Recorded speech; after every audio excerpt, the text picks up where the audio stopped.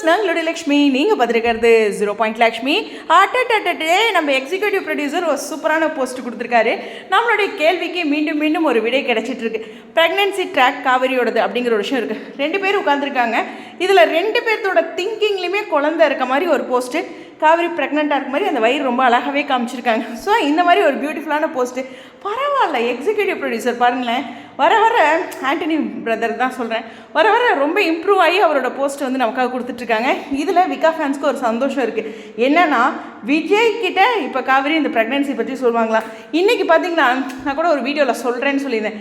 ஒரு சமயம் பார்த்திங்கன்னா விஜய் சுத்தமாக ஆகாது, கொஞ்சம் நகர்ந்துருக்க மாதிரி காவேரியை காட்டுறாங்க.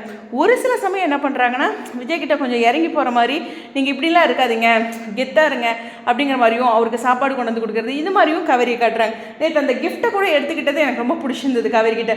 ஸோ கொஞ்சம் கொஞ்சமாக மாற்றம் இருக்குது. இந்த மாற்றத்தோட தருணத்தில் அவங்களுடைய ப்ரெக்னென்சி ட்ராக் நிச்சயமாக ஒரு பேசும் பொருளாக இருக்கும் அப்படிங்கிறதான். குட்டி விக்கா அங்கே மேலே தெரியுறாங்க ஃபஸ்ட் டைம். ஸோ குட்டி விக்கா ஃபஸ்ட் டைம் கட்டினதுக்கு டீமுக்கு ஒரு நன்றி.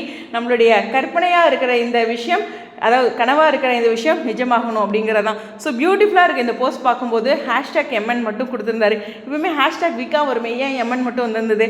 சரி, மகாநதினே எடுத்துக்கலாம். உங்களுடைய கருத்துக்கா ஸ்டேடியம்.